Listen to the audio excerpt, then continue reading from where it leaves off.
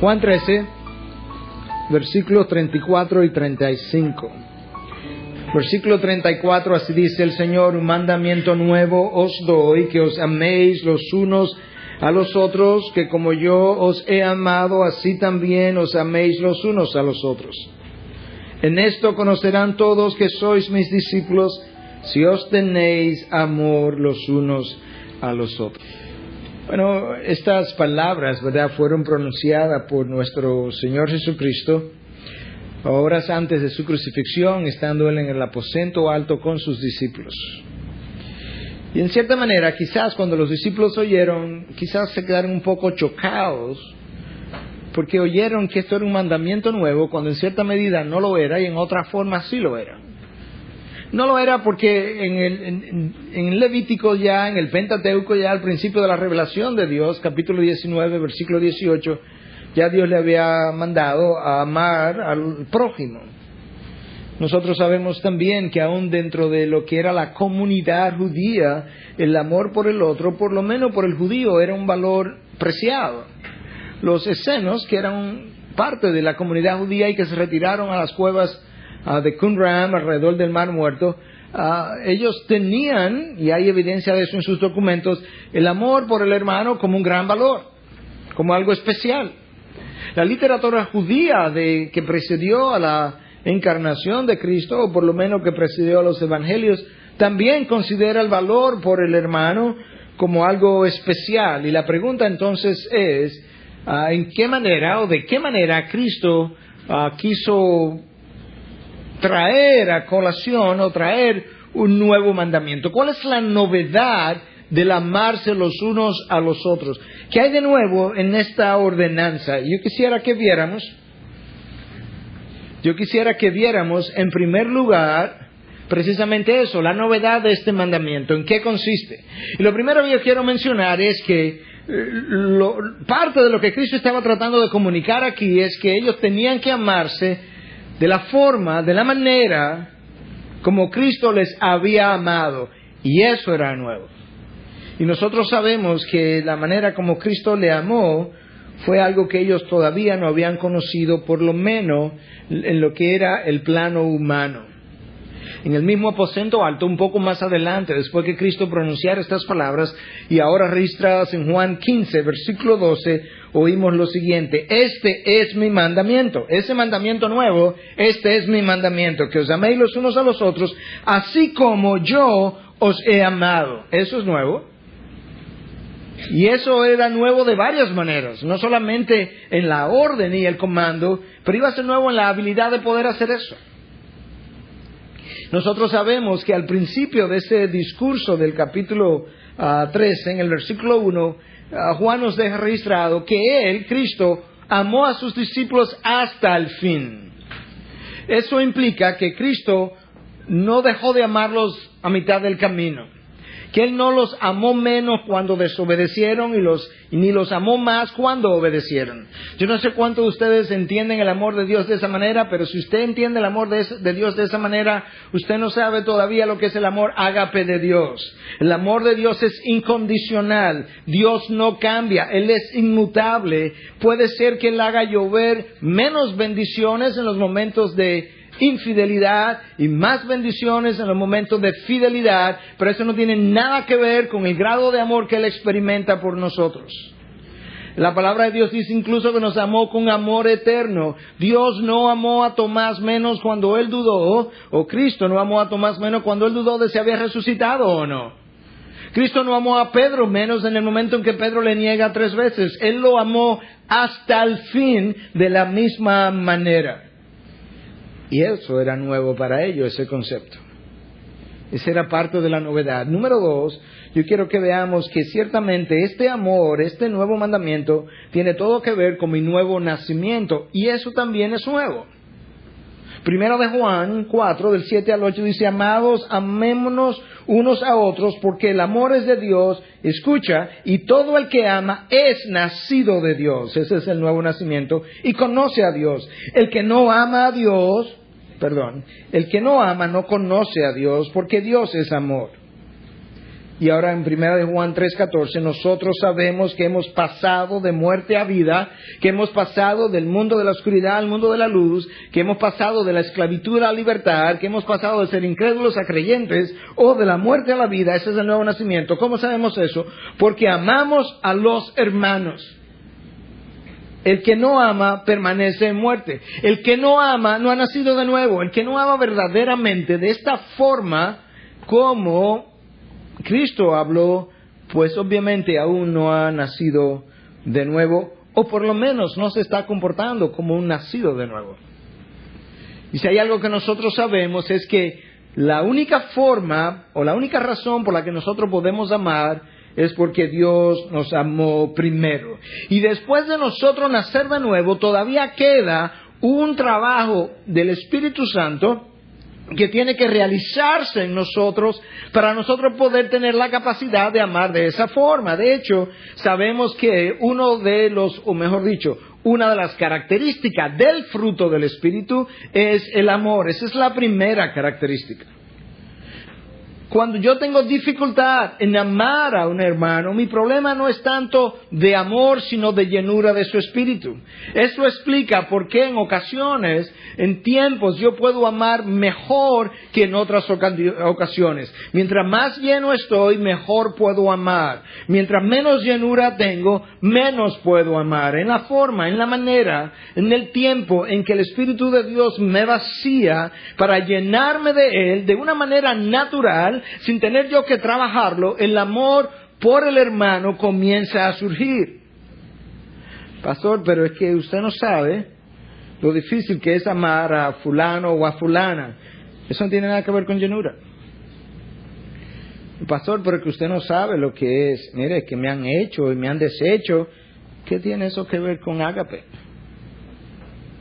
El amor ágape es incondicional y depende del trabajo del Espíritu y de la llenura del Espíritu. Y en este momento en que Cristo le estaba hablando, ciertamente esto era un nuevo mandamiento, porque el Espíritu Santo no le había sido dado a la iglesia de la manera en que posteriormente le fue dado, y por tanto había una inhabilidad en cierta manera de poder amar de esa forma. Este nuevo mandamiento está bajo el nuevo pacto de la gracia, y ciertamente Jeremías nos dice que Dios iba a escribir su ley en nuestros corazones, lo cual no había ocurrido bajo el pacto anterior. De manera que este mandamiento es parte de este nuevo pacto debido a, o como consecuencia de, un nuevo nacimiento producido por el Espíritu de Dios. Lo que tú y yo necesitamos no es tratar de hacer ejercicios de cómo amar al otro. Lo que tú y yo necesitamos hacer es ejercicios de vaciarnos para que Él nos llene, y de esta manera, de forma natural, comenzaremos a amar al hermano sin tener que esforzarnos tanto. Lamentablemente, la mayoría de nosotros ponemos la carreta adelante y el caballo atrás. Hacemos el esfuerzo de amar y esos ejercicios nunca resultan en un verdadero amor que pueda perdurar. El amor que perdura es el amor que resulta secundario a la llenura de su espíritu. Yo quiero que veamos entonces no solamente en qué consistía esta novedad del amor y que dependía del nacimiento de nuevo, del nuevo nacimiento, sino que en tercer lugar veamos lo extremo y lo radical de este amor. Cristo le sigue hablando y le sigue expandiendo. Esa misma noche, un poco más adelante, y registrado por Juan en el capítulo 15, le sigue hablando un poco más acerca de cómo es que este amor está supuesto a lucir. Y en los versículos 13 y 14 de ese capítulo 15 le dice: nadie tiene un amor mayor que este, que uno dé su vida por sus amigos. Vosotros sois mis amigos si hacéis lo que yo os mando.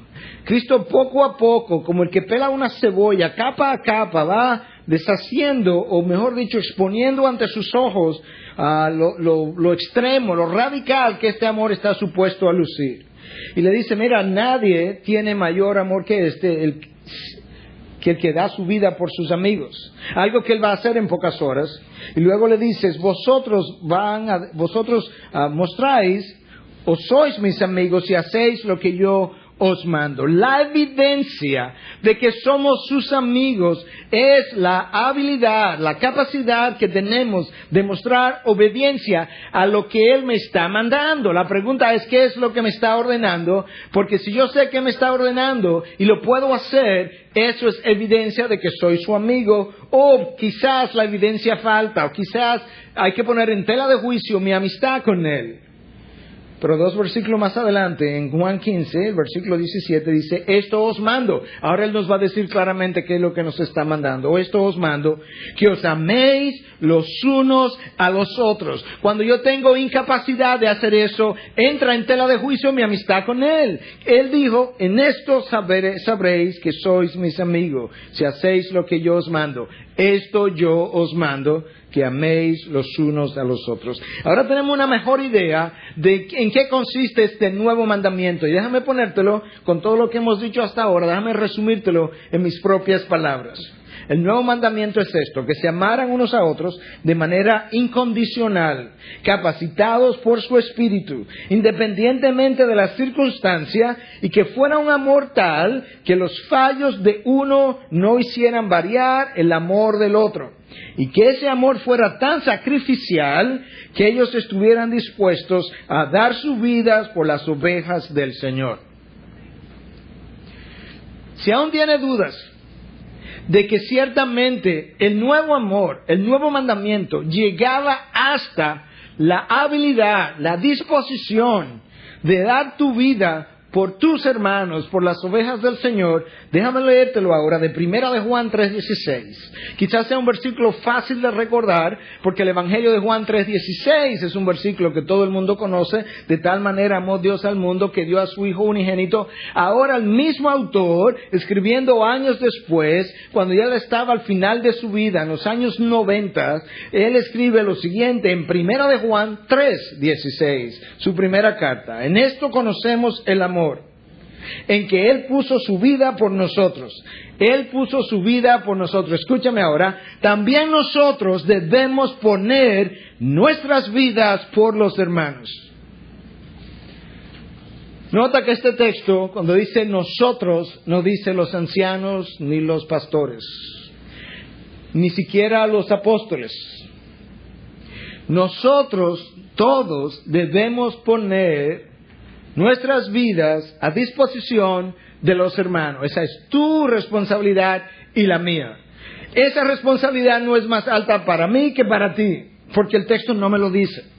De hecho, la mayoría de los mandatos del Nuevo Testamento no son para los líderes. Y aquellos que son para los líderes no excluyen en la mayoría de los casos al resto de las ovejas. Por ejemplo, se supone que un anciano o pastor debe ser marido de una sola mujer. ¿Puede la oveja ser marido de 2 mujeres? No. Se supone que el anciano debe ser hospitalario. De manera que si usted no es hospitalario, ¿Cristo no tiene ningún problema con eso? No, lo único que Cristo está diciendo, los que llenen esos requisitos pudieran aspirar a la posición. Pero el estándar sigue siendo el mismo para todos. Y aquí está claramente especificado que todos nosotros debemos tener la disposición de poner nuestras vidas al servicio de los demás. Bueno, pastor, si nos están persiguiendo y estamos en un país comunista, quizá yo esté dispuesto a morir. No, pero no lleguemos ahí, porque eso es muy fácil pensar de esa manera. Como no estamos en un país comunista, eso es todavía hipotético.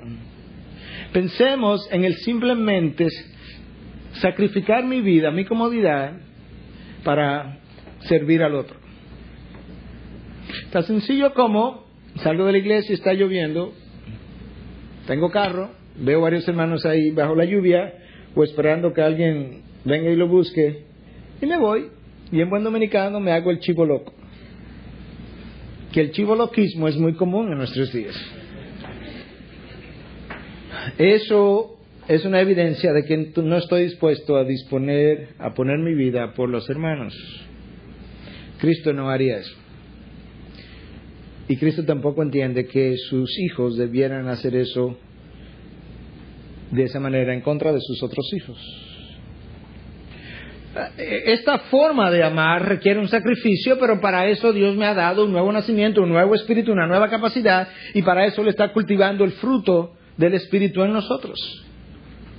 La primera característica, ya dijimos, del fruto del espíritu es amor, de manera que yo sé que este fruto tiene que ser cultivado en mí. Escucha lo que Juan dice en su primera carta 5:1. Todo aquel que cree que Jesús es el Cristo es nacido de Dios. Ahí está la palabra nacido de Dios. Pero escucha, y todo aquel que ama al Padre, ama al que ha nacido de Él. Todo aquel que ha experimentado el nuevo nacimiento, también va a amar al Padre. Y el que ama a ese Padre también va a amar al hermano, todo hermano que haya nacido de nuevo. Cuando eso no está presente, mi nuevo nacimiento está en tela de juicio. Yo no estoy diciendo que está negado, porque muchas veces simplemente que no nos estamos comportando como vivos, sino como muertos. Pero está en tela de juicio. Ahora, en el día a día, ¿cómo más se supone que luzca ese amor incondicional? ¿De qué otra manera se supone que yo tengo que comportarme hacia el hermano? ¿De qué otra forma yo he de entender que este mandato es nuevo?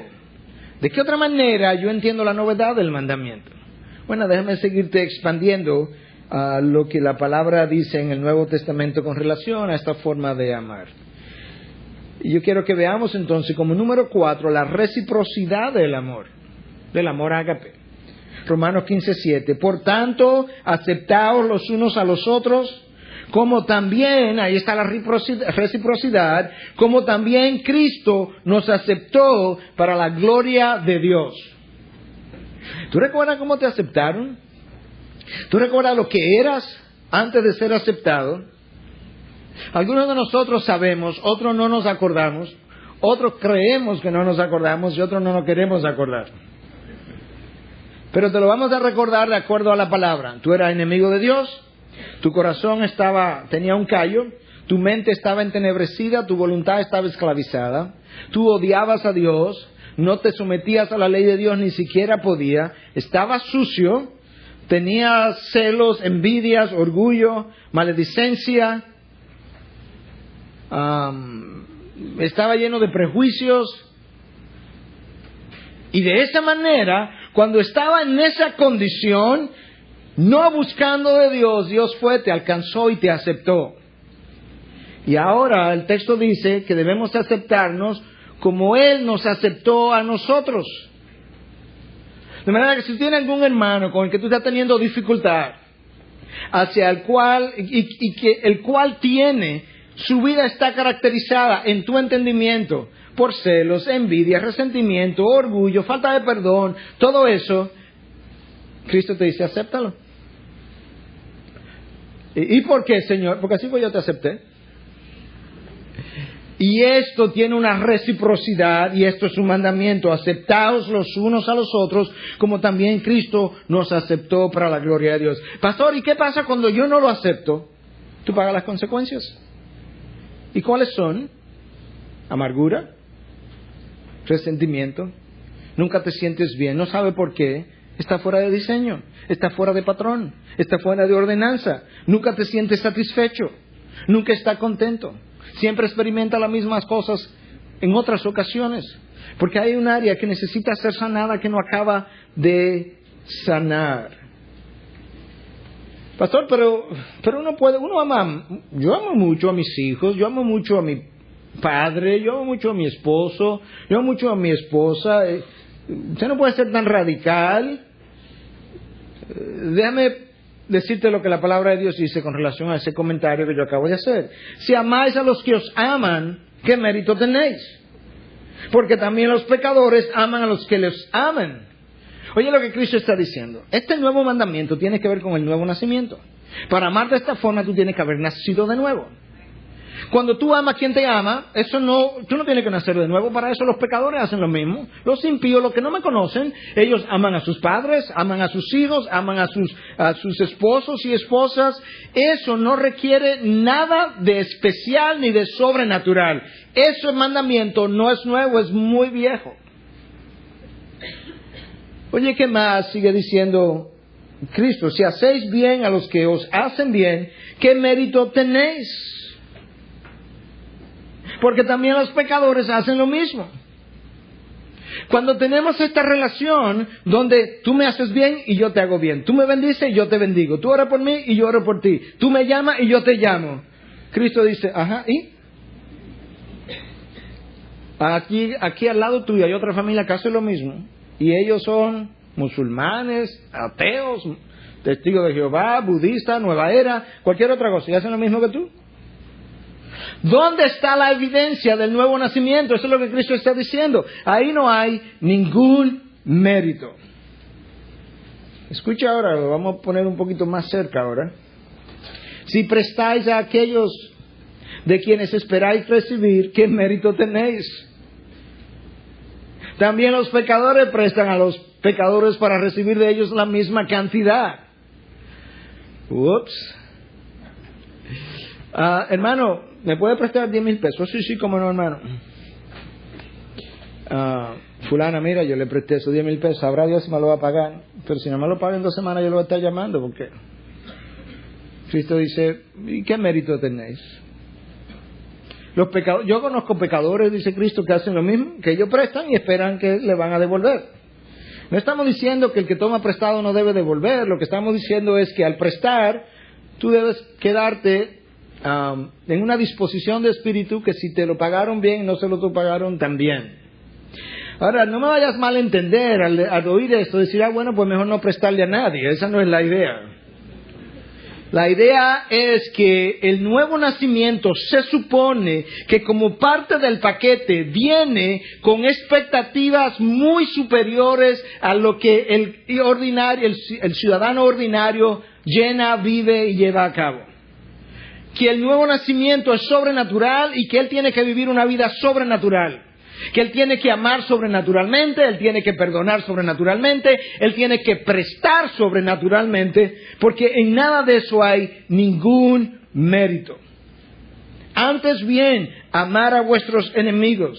¿Tú tienes a alguien en tu mente a quien tú consideras enemigo o por lo menos en una disposición contraria hacia tu persona? Bueno, ámalo, ese es el mandamiento. Antes bien, amar a vuestros enemigos y haced bien y prestar, no esperando nada a cambio. Pastor, mire, yo no le veo ningún negocio a esta vida cristiana. Bueno, mira el negocio, que no tuvieras que tener ninguna recompensa, ya suficiente tenemos. Pero escúchame, y vuestra recompensa será grande y seréis hijos del Altísimo. Mira el patrón, porque Él es bondadoso para los ingratos y perversos. ¿Tú tienes alguna persona ingrata en tu vida? ¿Tú tienes alguna persona perversa en tu vida? Dios dice, sé misericordioso, sé bondadoso. Una vez más, Él es bondadoso con los ingratos y perversos. Escúchame, sed misericordiosos así como vuestro Padre es misericordioso. Ahí está la reciprocidad. ¿Cómo el mundo va a saber que los hijos de Dios son diferentes si se comportan como los hijos del mundo? Si la obra del Espíritu Santo en nosotros no nos va a capacitar para hacer más allá de lo que la carne natural puede hacer, ¿dónde está la evidencia de que Dios es sobrenatural y hace cosas sobrenaturales en nosotros? Si Cristo está formando la imagen de Él en nosotros y nosotros no somos capaces de comenzar por lo menos a hacer aquellas cosas que Él hizo, ¿dónde está la evidencia de que esa imagen se está formando? Si yo rehúso doblegar mi voluntad para que Él continúe moldeándome, ¿dónde está la evidencia de que soy su amigo? Vosotros sois mis amigos si hacéis lo que os mando. Yo os mando, amáis los unos a los otros como yo os he amado. Mateo 5:44, Sermón del Monte, amar a vuestros enemigos. Eso es nuevo. El judío consideraba un valor amar al judío, no al gentil, no al esclavo, mucho menos al enemigo. Y eso es algo que tú y yo necesitamos aprender. No sé si le conté en una ocasión cómo un general le preguntó al presidente Lincoln en una ocasión, cuando él era también general en su momento, que cómo él trataba con sus enemigos. Y le dice, yo los hago mis amigos. Y le dice, yo destruyo al enemigo. Y Lincoln le dice, cuando yo hago al enemigo mi amigo, ¿no he destruido al enemigo? Esa es la manera sobrenatural de pensar. Eso es una mente bíblica. Eso es otra cosmovisión. Eso es otra forma de ver las cosas. Número 5, yo quiero que notemos la ausencia de juicio en este tipo de amor. Tan pronto Lucas nos habla de esto que le acabé de hablar, de amar a los enemigos y demás, el próximo verso, versículo 37 y 38 de Lucas 6 dice, no juzguéis y no seréis juzgados, no condenéis y no seréis condenados, perdonad y seréis perdonados, dad y os será dado, medida buena, apretada, remecida y rebosante, vaciarán en vuestro regazo, porque con la medida con que midáis se os volverá a medir. Now, déjame hacer una aclaración aquí.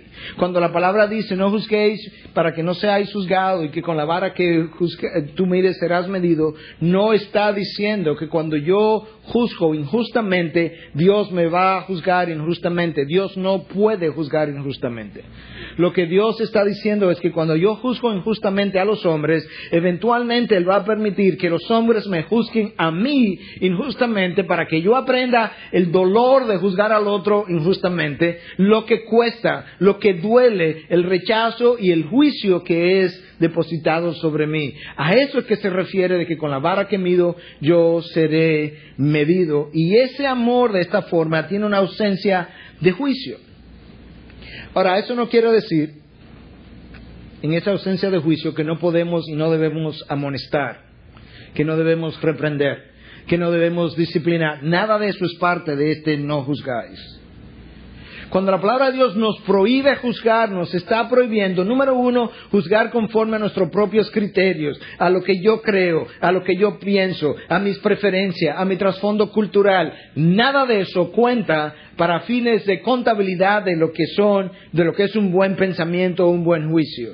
La palabra también me prohíbe, cuando me dice no juzguéis, me prohíbe que yo tenga en mi espíritu actitudes legalistas, actitudes condenatorias. Me prohíbe que yo tenga falta de perdón, resentimiento, agriura hacia el otro hermano. Eso es prohibido. Eso es parte de cómo yo emito juicio hacia el otro. Y algo más.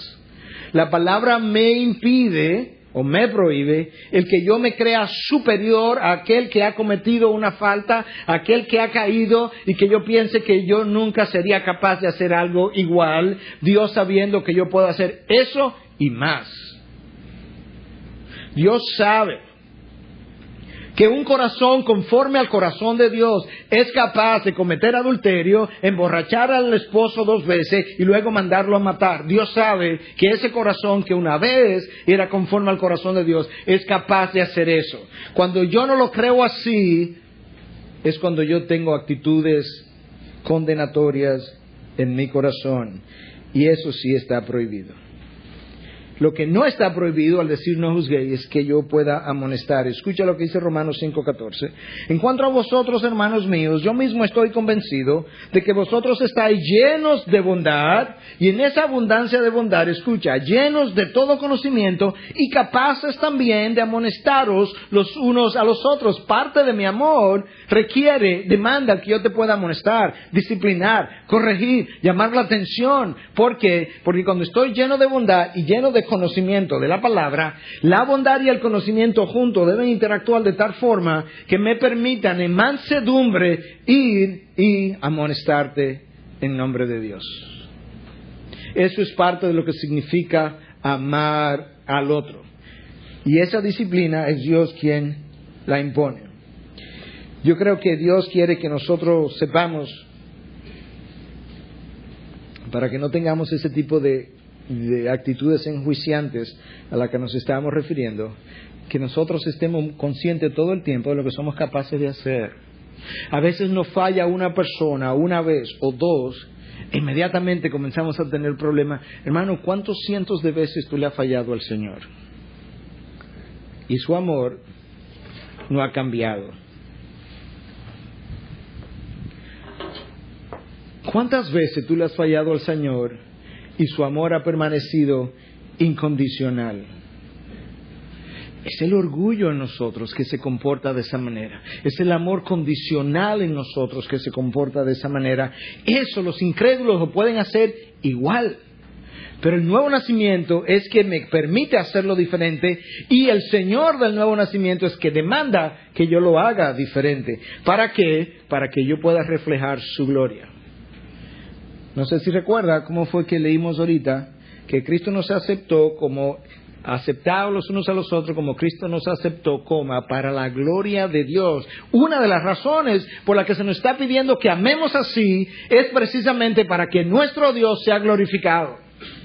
La gloria de Dios tiene que ver con la expresión, la exposición, la reflexión de su imagen. Y cuando nosotros podemos perdonar de esa manera, lo que está siendo reflejado en nosotros es la bondad, la misericordia de Dios y la gracia de Dios que Él ha puesto en nosotros. Para la gloria de Dios yo necesito vivir así, caminar de esa manera. Número 6.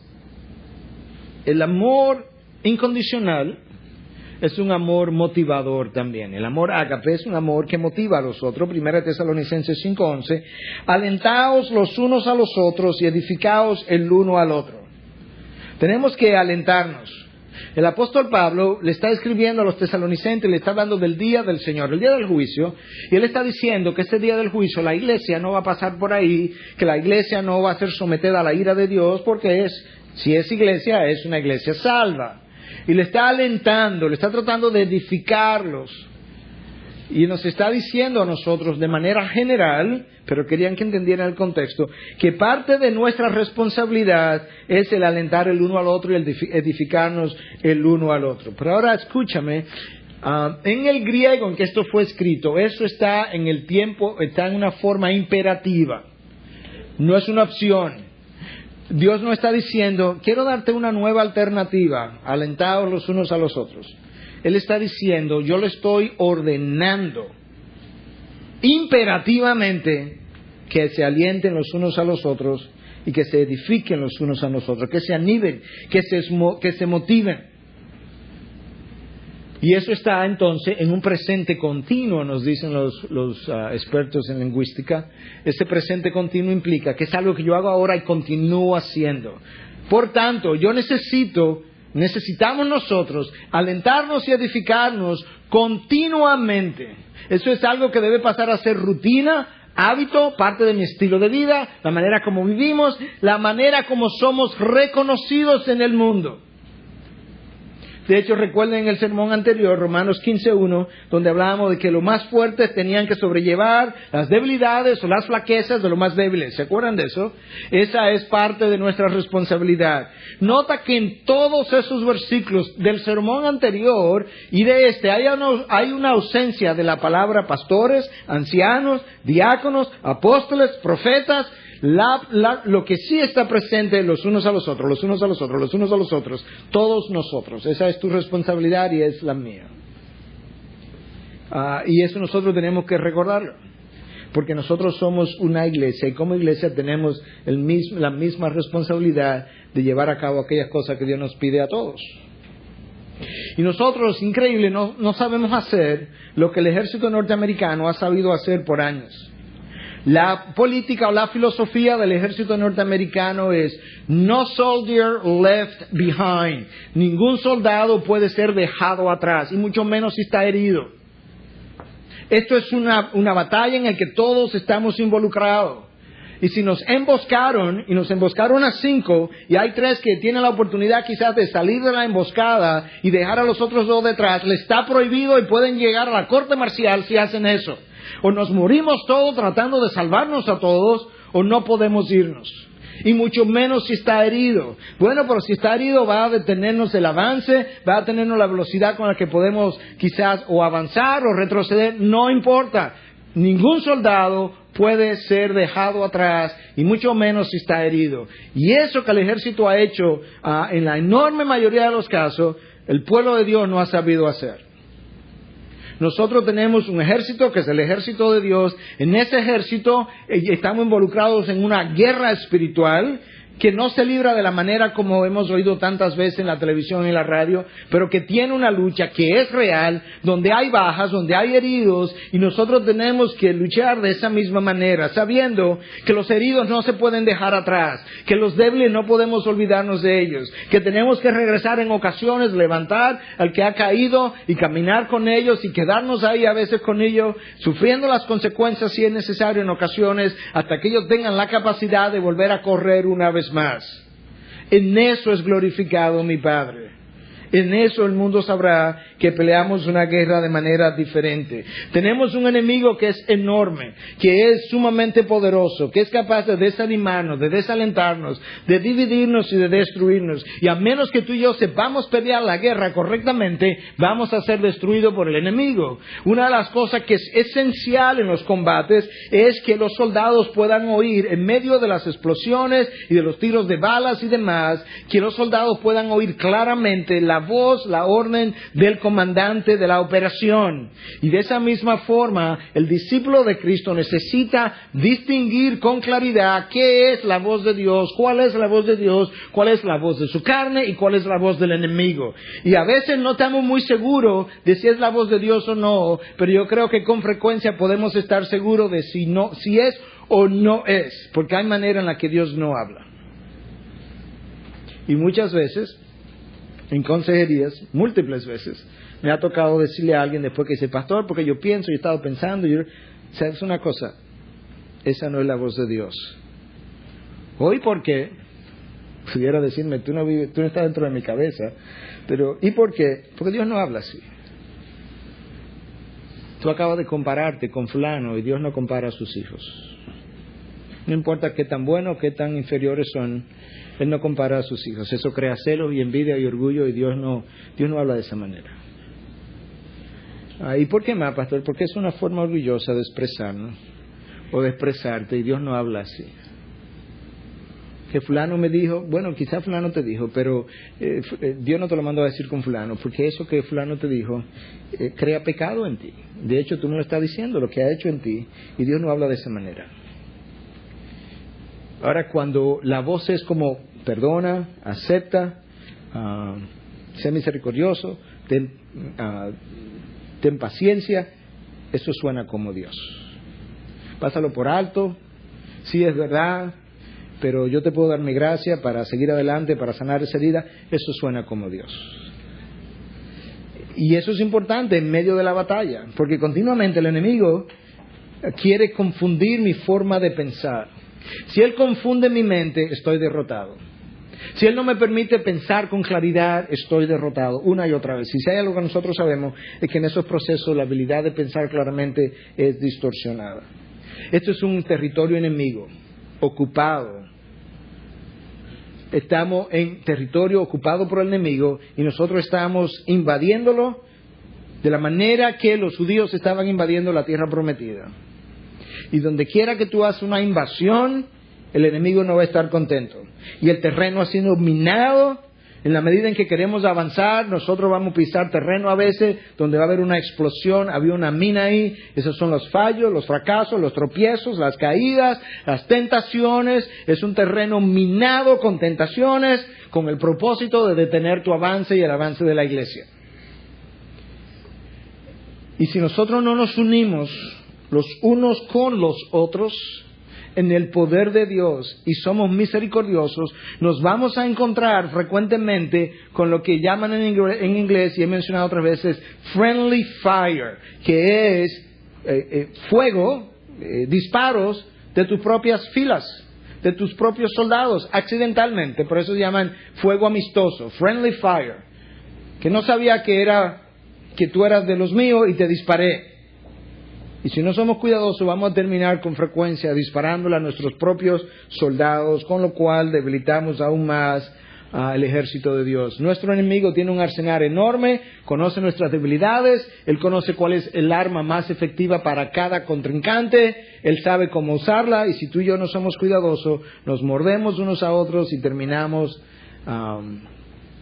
sangrando o desangrándonos en el campo de batalla, no por mordidas y heridas del enemigo, sino por heridas amigas. Alentaos los unos a los otros, fue el mandamiento. Por esa razón. Porque muchas veces nosotros vamos a estar desanimados, otras veces vamos a estar débiles, otras veces vamos a estar tristes, en ocasiones llorosos, en ocasiones desesperados, no sabiendo para dónde coger, en ocasiones con tan poca esperanza que pensamos, no vale la pena, ya yo hice eso, yo intenté, ya yo lo traté. Esa no es la voz de Dios. Nunca Dios ha hablado de esa manera a sus hijos. No vale la pena, ya lo intentaste una vez, no lo vuelvas a hacer, ya olvídalo, no hay esperanza. Esa no es la voz de Dios. Y en la guerra yo tengo que aprender a discernir lo que es la voz de Dios y la voz del enemigo. Lo que el enemigo quisiera es que yo diera marcha atrás y comenzara a devolverme por el camino de donde yo por donde yo vine y por donde ya yo había avanzado lo suficiente. 2 versículos más adelante, 1 Tesalonicenses 5:14, o 3 versículos dice: y os exhortamos, hermanos, a que amonestéis a los indisciplinados, animéis a los desalentados, sostengáis a los débiles. Oye la ráfaga de cosas que tenemos que hacer. Tenemos que amonestar a los indisciplinados. Te das cuenta que el amor de hermano no impide la amonestación. Tenemos que animar a los que están desalentados y tenemos que sostener a los débiles. Y mira cómo termina el verso: y seáis pacientes con todos. Wow. Hasta con los indisciplinados, pastor. Bueno, son parte de todos. Ahora, eso también es un fruto del Espíritu. El fruto del Espíritu es amor, gozo, paz, paciencia. La habilidad de ser paciente con todos es algo que el Espíritu tiene que cultivar en nosotros. Y lo cultiva en el desierto. Porque eso es algo que solamente Dios puede hacer. ¿Dónde el desierto puede producir fruto? A menos que sea Dios que lo haya sembrado y lo esté cultivando. La única persona en todo el universo que cultiva hermosos frutos en el desierto es Dios. Te saca por el desierto, te pone en la aridez, te pone en la sequedad, y ahí Él hace un trabajo hermoso y de repente tiene frutos frondosos de paciencia, de amor, de gozo, de paz. Esa es una responsabilidad de todos.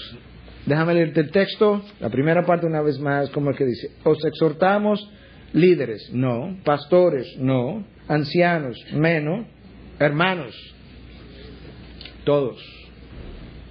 Esa responsabilidad, la iglesia ha tenido una distorsión tan grande del diseño de lo que la iglesia es, que raramente funciona como la iglesia que Dios quiere. Incluyendo eso, que todo eso, no, los pastores tienen que hacerlo, los ancianos tienen que hacerlo, los diáconos tienen que hacerlo, cualquier otra persona tiene que hacerlo menos yo. No, todos tenemos que hacerlo. Y en la medida en que tú te enteras de esas cosas y tienes relaciones con esa persona, tú eres la persona más indicada para hacerlo. Cuando tú no puedas, entonces tú nos pides ayuda. Tú pides refuerzo. Como en la Fuerza Armada, que se pide refuerzo en guerra. Número 7. En este nuevo amor y nuevo mandamiento hay una ausencia de malicia. En todo el sentido de la palabra. Todavía en 1 Tesalonicenses 5, ahora versículo 15. Mirad que ninguno devuelva a otro mal por mal, sino procurad siempre lo bueno, los unos para con los otros y para con todos. Procurad siempre lo bueno. Se nos prohíbe devolver mal con mal.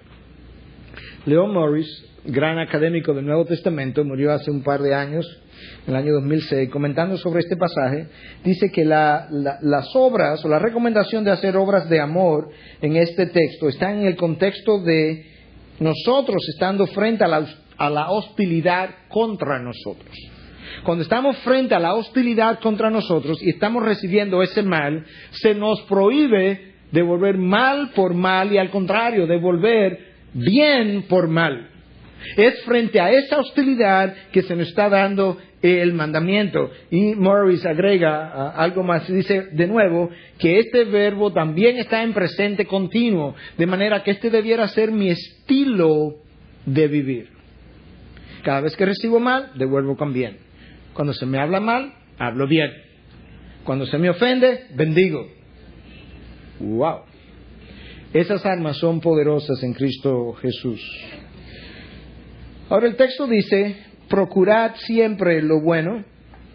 La palabra ahí para procurar en griego es dioko, y significa perseguir algo con determinación. Como una presa persigue, como un león persigue a su presa. Y entonces lo que está diciendo es que yo debo procurar perseguir con determinación lo bueno, siempre, los unos para con los otros. Puesto en mis propias palabras, y habiendo dicho todo esto, esto es lo que 1 Tesalonicenses 5:15 dice. Mirad que ninguno pague mal por mal, sino perseguir con determinación y entusiasmo el hacer lo bueno todo el tiempo, en medio de la dificultad y en medio de la hostilidad contra nosotros. Y que eso se constituya en nuestro estilo de vida. Pastor, pero eso es muy difícil. Claro, en la carne no es difícil, no es imposible. Pero es que tenemos un tiempo hablando de que esto no es una cuestión de la carne. No dijimos al principio que esto depende del nuevo nacimiento. Y el nuevo nacimiento no, por definición, no implica la presencia del Espíritu de Dios en nosotros. Y el Espíritu de Dios en nosotros que cultiva este fruto que va a ser posible hacer y amar de esta manera. Entonces no es imposible. En la manera en que yo coopere o me resista a ese trabajo, en esa misma manera yo podré avanzar, detenerme, retroceder en la vida cristiana. Pero yo conozco algo, poquito de escaleras. Pero si hay algo que yo he notado es que cuando veo a alguna persona subiendo y se paran en el descanso, que eventualmente o siguen subiendo o vuelven a bajar, pero no se quedan ahí. Y así ocurre en la vida cristiana. Tú llegas a un punto de avance. Si te estancaste y no sigues avanzando, muy pronto comienzas a retroceder. Y comienzas ahora a exhibir frutos que no son del Espíritu, que son de la carne, que desdicen del nuevo nacimiento, que opacan el nuevo nacimiento, que ponen entredicho el nuevo nacimiento, que hacen que otros se cuestionen si están nacidos de nuevo o no están nacidos de nuevo. Y eso es cierto. Ahora yo hacía una observación en los 2 cultos anteriores y decía que entré a la concordancia y puse la frase los unos a los otros. Y luego puse la palabra otro solamente. Y luego la palabra uno solamente. Yo quería ver todas las combinaciones.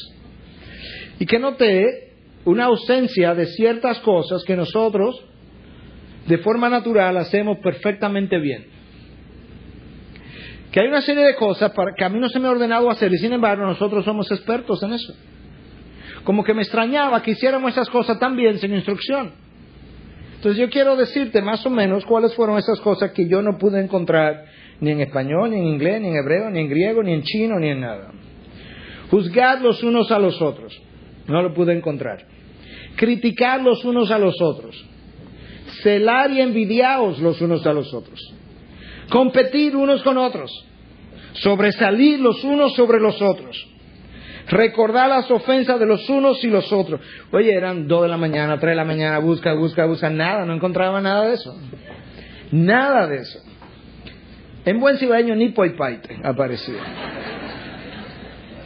Mira que no encontré tampoco. Llevar el récord los unos de los otros de cuando fuisteis invitados y de cuando fuisteis afueriados. No pude encontrar eso tampoco. Que me invitaron, que yo me acuerdo que el día 3 de abril del año 1968, de un cumpleaños no me invitaron. No pude encontrar tampoco chismeáis los unos con los otros, prejuiciar los unos contra los otros y airaos los unos contra los otros. No pude, nada de eso. Eso que hacemos tan natural no tiene mandatos, no tiene instrucciones. Y las cosas que tienen mandatos e instrucciones de cómo hacerlo, no sabemos cómo hacerlo. Porque nosotros, hermanos, más frecuentemente de lo que estamos dispuestos a admitir, vivimos en la carne y no en el Espíritu. Todas esas cosas que hemos estado describiendo no son fruto del Espíritu. ¿Qué celos, qué envidia, qué ofensa, qué heridas, qué me perdonaron, qué no me perdonaron, qué me llamaste, qué no me llamaste, resentimientos, agriuras? Todo eso es fruto de la carne. Y en el amor de Dios, con toda humildad, yo quiero decirle, si usted tiene alguno de esos frutos, eso usted ha estado viviendo en la carne. Eso no es del Espíritu de Dios. De hecho, Gálatas 5 nos describe primero los frutos de la carne y luego dice, pero el fruto del Espíritu, y ahí viene el contraste. Amor, Gozo, paz, te falta paz. Bueno, eso no es fruto del Espíritu, la falta de paz. Paciencia, te falta paciencia, eso no es fruto del Espíritu. Todo eso es carne. Y ni siquiera filete, carne barata. Número 8 y final, este nuevo mandamiento nos llama al servicio. El servicio es una vida de servicio. En el aposento alto, los discípulos no habían aprendido todavía lo que es la humildad, no habían aprendido lo que es el servicio. Cuando estaban dispuestos a cenar y después de yo haber peleado quién se iba a sentar a mano derecha, a mano izquierda. Uno lo piensa, pero yo no me imagino siendo el maestro y oyendo esta discusión, que si me puedo sentar a mano derecha, que yo me puedo sentar a mano izquierda. Y él se queda callado, empuja la mesa quizás, o empuja lo que tenía de frente, coge una vasija, coge una toalla, y sin hablar, pronuncia quizás uno de los mensajes y sermones más poderosos que él haya pronunciado, sin palabras. Lavó los pies de los discípulos.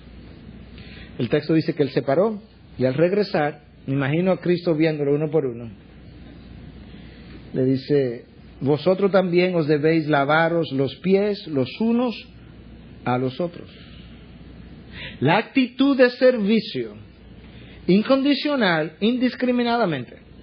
Judas no se quedó con los pies sucios. A Judas lo lavaron también. Porque el siervo no sirve selectivamente. No pasa por alto al malvado. No, él paga mal con un bien. Él ama al enemigo. El siervo no sirve muy bien en la iglesia, muy mal en la casa, o en la sociedad, o en su trabajo. Porque el siervo, el verdadero siervo, no es una obra, no es un obrar, es un ser. Él se acuesta siendo siervo y se levanta siendo siervo. Él no tiene dificultad en servirle a los que están por encima de él y a los que están por debajo de él. Él no tiene dificultad en servirle a ricos y a pobres. Él no tiene dificultad de servirle al que barre la calle o al que le paga su salario. Gálatas 5:13, servíos por amor los unos a los otros. Primera de Pedro 4:10, según cada uno ha recibido un don especial, úselo sirviéndoos los unos con los otros. Primera de Corintios 12:25, a fin de que en el cuerpo no haya división, sino que los miembros tengan el mismo cuidado los unos por los otros. Hermanos, eso en el día a día, el domingo a domingo, tú lo puedes ver. ¿Quiénes están dispuestos a servir el cuerpo de Cristo? No la iglesia en las paredes, no. Los unos con los otros y dar tiempo en el nursery. Bueno, pero yo no tengo hijos. Eso es precisamente el punto. Que tenemos que servirnos los unos a los otros. ¿Quién está dispuesto a servirle a los niños? Yo no voy a estar ahí en la iglesia 2 cultos. ¿De quién es este día? ¿Tuyo o del Señor? No, ya yo pasé por eso. Ya mis hijos tan grandes. Precisamente ahora tiene más tiempo. Y más libertad. Y las manos más libres. El problema es que nosotros negamos continuamente nuestro nuevo nacimiento. O quizás no se ha dado. Quizás ese es el problema, que no se ha dado. O se dio hace tanto tiempo atrás que a mí se me olvida qué es lo que yo tengo dentro, que se supone que me capacite para ser un siervo. Yo he revisado estos textos de todas las formas y no encuentro la palabra líderes y diáconos y ancianos por ningún sitio. La palabra que yo encuentro es hermanos, unos y otros. Y todos. Esa es responsabilidad de todos nosotros. Se enferma uno, tu responsabilidad, tú lo oíste primero, tu responsabilidad, primero que la mía, es ir a visitar a ese hermano. Tú le conoces más que yo, vives cerca, estás cerca de la clínica, tú tienes esa responsabilidad primero que la mía. Yo no soy el visitador oficial de la IBI. En ese caso habría un visitador oficial. En el mejor de los casos, 6 si fueran los ancianos y pastores, ¿verdad? Pero no, aquí no hay 6 visitadores oficiales. Aquí hay, 500 visitadores oficiales. O 700, 800. Somos 1000 y tantos, no sé cuántos son niños, quizás vemos 1000 y tantos visitadores oficiales. En ningún sitio hay una ordenanza exclusiva para los líderes de hacer eso.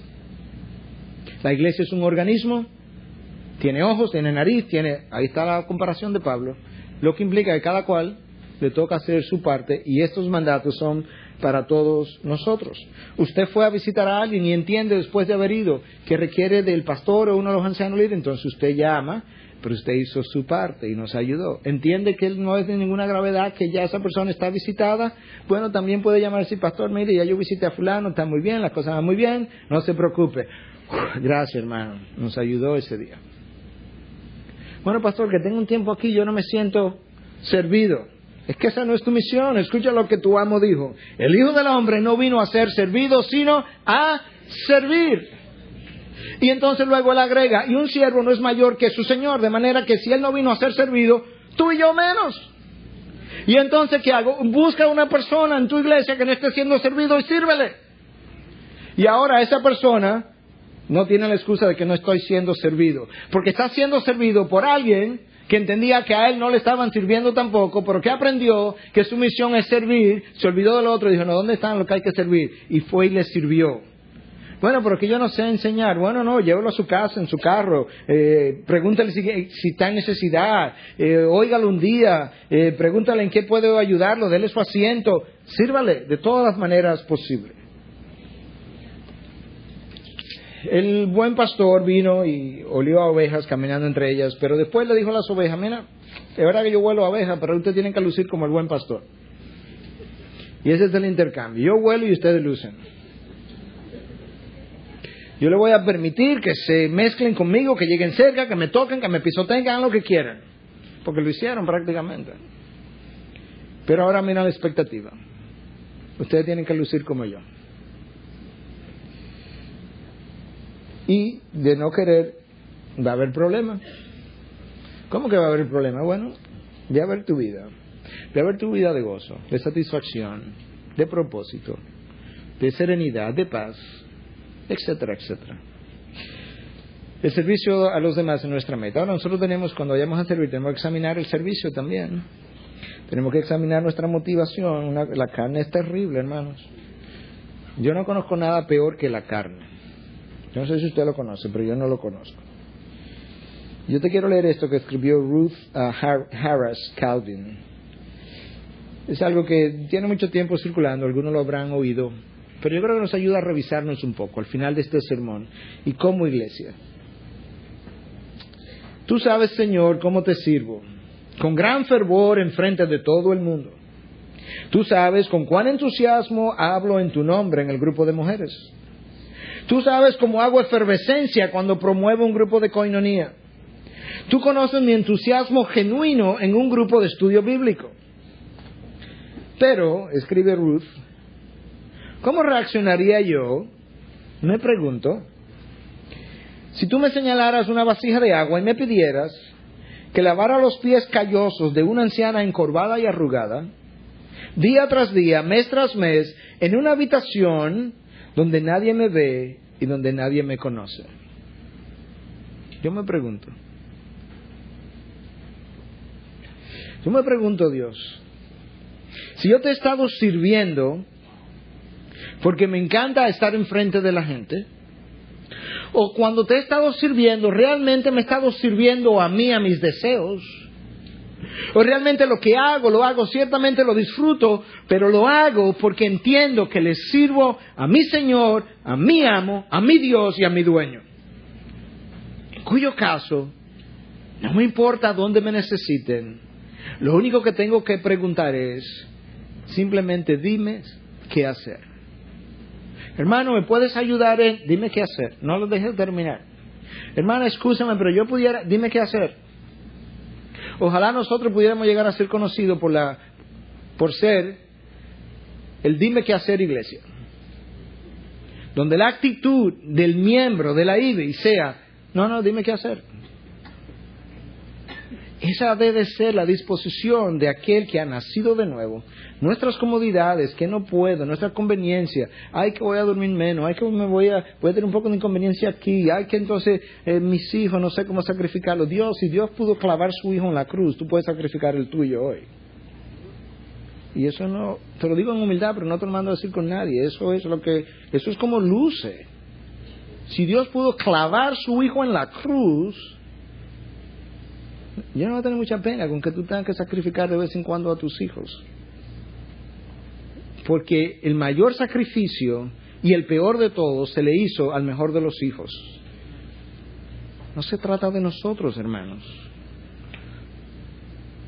Se trata de la gloria de la persona que te ha comprado. Cuando tú y yo no lo merecíamos. Cuando tú y yo estábamos perdidos, sucios, rechazados, sin propósito. Todo vale la pena. Todo sacrificio vale la pena. El tuyo y el de tus hijos también. Esa es la manera como ellos van a aprender cómo Dios Padre sacrificó al suyo. En la medida en que tú bondadosamente, con mansedumbre, le pides y le enseña a ellos cómo sacrificarse. Horas de sueño. Si se requiere venir a las 8, venimos a las 8. ¿Por qué? Porque vale la pena sacrificarse por otros. Si se requiere ir al nursery, voy al nursery. ¿Por qué? Porque aquí hay hermanas que necesitan tener a sus hijos cuidados mientras ellas reciben instrucción aquí arriba. Si necesito dar clase de escuela dominical, doy la clase, pero eso implica un sacrificio, implica muchas horas en el templo. ¿De quién es el día? ¿Es el día del Señor o el día tuyo? Este día es un día de trabajo para el Señor. No de trabajo en el mundo, pero es de trabajo para el Señor. Si le damos 6 días de trabajo a nuestras compañías, ¿cómo que no le vamos a dar media mañana, 3 horas al Señor? Que no debiera ser ni siquiera considerado un trabajo, sino una actitud de adoración, de servicio, de entrega. Debiera ser un deleite servirle a las ovejas que Dios ha comprado. Debiera ser, tú no debieras tener un deleite mayor, superior, que poder dar tu vida por las ovejas que Dios compró a través de la sangre de su Hijo. No debiera haber más gloria, más deleite, más gozo, más satisfacción que saber que tú estás sirviendo al pueblo de Dios. ¿Cómo vamos a servirle a nuestras compañías, a nuestros cuerpos, a nuestros proyectos, a nuestras vidas? Aún a nuestros hijos antes que a Dios. El que no deja padre y madre, eso es lo que implica, no es rechazarlo.